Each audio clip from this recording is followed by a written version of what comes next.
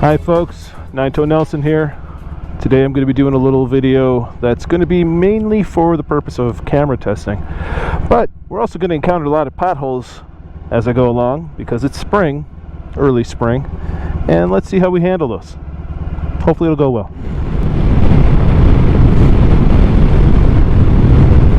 So it's another beautiful day out here in Illinois.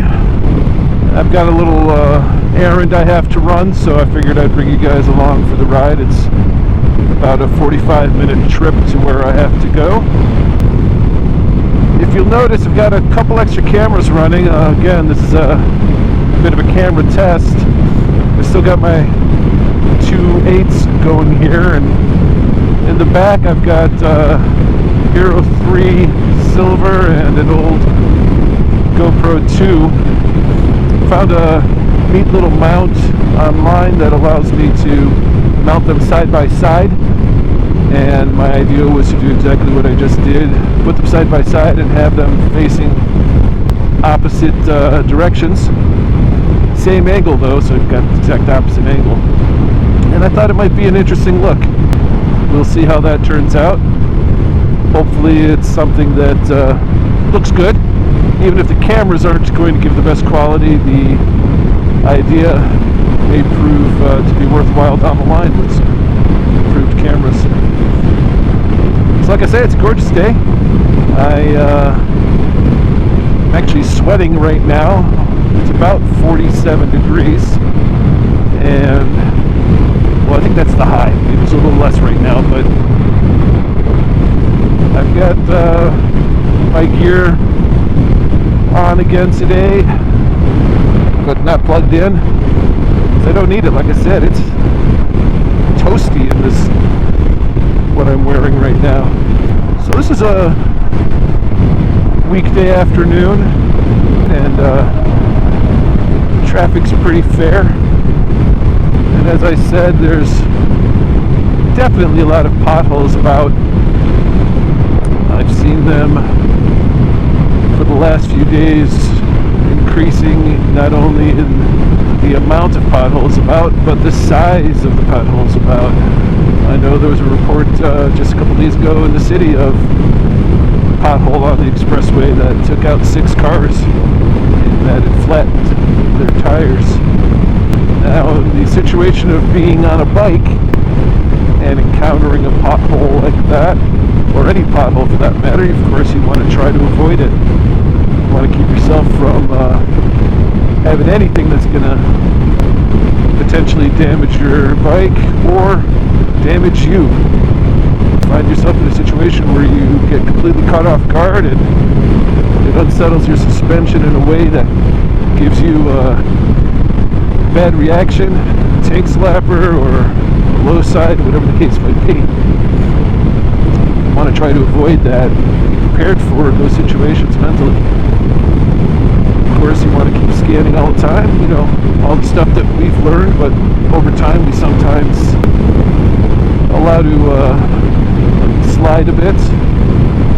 You know, the skills we have as motorcyclists, we have to keep them up. They do deteriorate over time if we don't put them into practice. So yeah, keep scanning, watch the road, watch ahead, watch far ahead. Like right now, there's the second car in the right lane ahead of me, a white vehicle up there. That's about as far as I'm looking, because that's about as far as I can discern what it is that I'm seeing. Further than that, I don't know if I'm seeing a shadow, I don't know if I'm seeing a heat reflection, but that distance there, it's pretty fair. I can discern a shadow better from a crack or some object in the road. Right there, I just passed a little pothole on my left, right at the fog line, and it wasn't a concern, but they're there. So yes, as spring creeps in this year, we're going to see a lot of those potholes, a lot of those large buckles in the road, deformations of the pavement that we're on due to the winter's freeze and the process of thawing as the temperatures go up. and it can wreak havoc on your vehicle. So when you see those, we again want to do our best to avoid them. We need to use our skills in maneuvering, swerving, braking, anticipating, and they will save you. The problem is, no matter how hard we try, how diligent we may be, we're going to miss them. I guarantee that. So you need to be, again, prepared on how to handle that. If you're at the point where you realize you can't avoid it, what do? You can't swerve, you can't brake. Hopefully you can at that point realize, with just enough time, lift yourself off the pegs a bit, let your knees absorb some of the impact, and it will reduce some of the impact on the suspension of the motorcycle, which will allow it to cope with it a little better. And again, a firm, not super strong, but firm grip on your handlebars, your controls. At that moment, you may choose to apply the brakes or ride it out. And I personally feel riding it out is your best option. If you apply the brakes in that situation, again, where you are not necessarily 100% prepared and you have already passed your point of a problem, something big going on this way, then you, okay, looks like a bad accident. And I'm going to say it's probably a hit and run, because those guys are going past this accident here. Hope everybody's all right.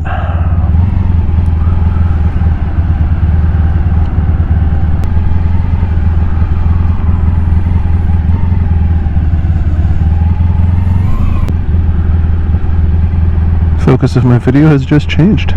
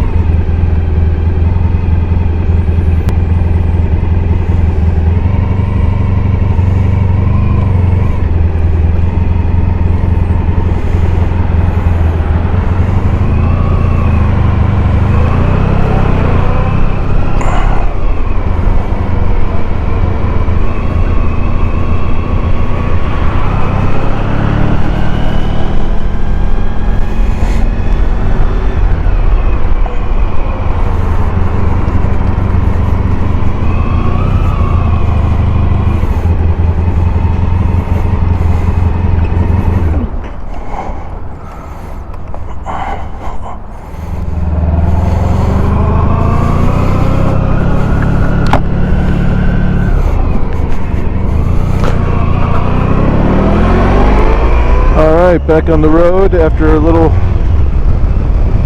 offer of assistance to translate for these people. If you didn't realize, at this point I do speak Spanish. I'm not perfect at it, but good enough.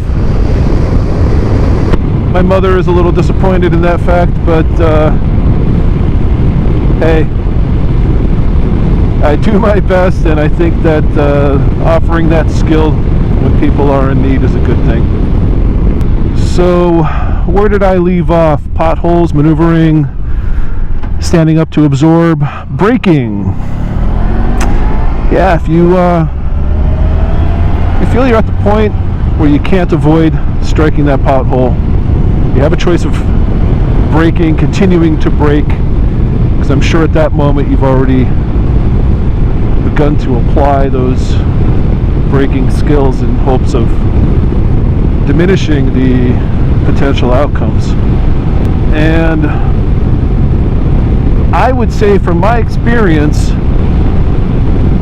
braking as you approach is fine.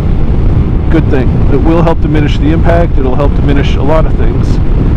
The problem is, at that point, you've compressed your front suspension. To what degree, who knows? And I think it's fair to assume that it'll be to a degree greater than normal, because you're in a situation where you're trying to brake quickly. And if you've got that suspension pressed all the way in, and you strike that pothole, you have nothing left to give to absorb the impact, and that's going to give you a serious jar. It's going to potentially cause deformations in the bike, in the tire, and for sure in the rim, possibly in the fork, in the frame. You know, decreasing impact as I list, but the potential is still there. And that harsh of an impact could not only affect the bike in the sense of damage, but it can affect you in respect to being able to remain on the bike. You could end up locking the front brake and rolling over. You could end up losing your contact patch because of the rebound and end up having your front wheel wash out. A number of things could happen. So you want to avoid that, and I think I've already mentioned the best way that I can consider with my experiences is to stand up, brake as you approach, brake lightly as you really get right up on it, or release the brakes altogether before you impact it. That way you've got travel available in your suspension. You've got the bike's natural ability available to absorb some of that. And hopefully you can ride right through. And I would say in most cases you will.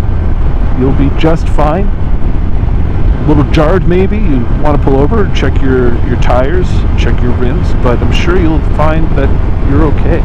And you'll feel any problems right away. You will definitely notice if there's a change in the shape of your rim, if your front tire has deflated or is deflating slowly.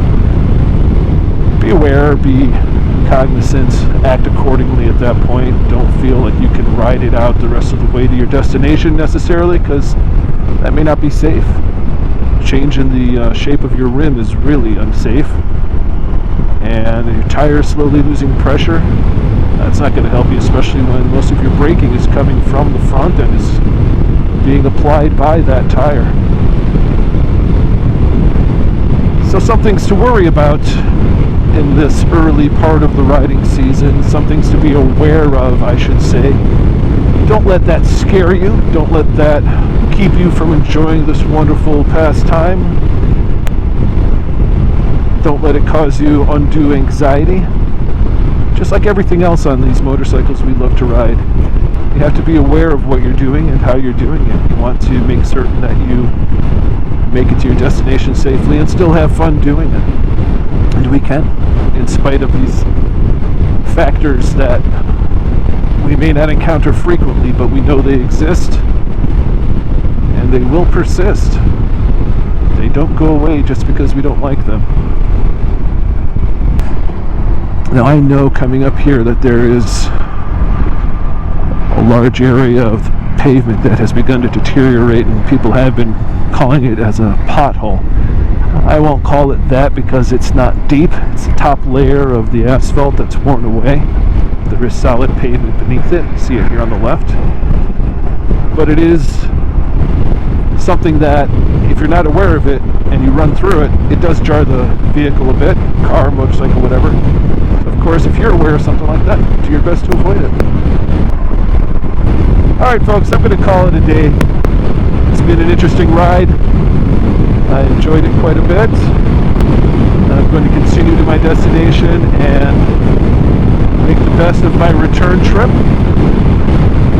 So the topic of the day, I hope, was useful to you. I hope provided you a little bit of information that was, if not educational, at least informational, and hopefully can be utilized by you to your benefit.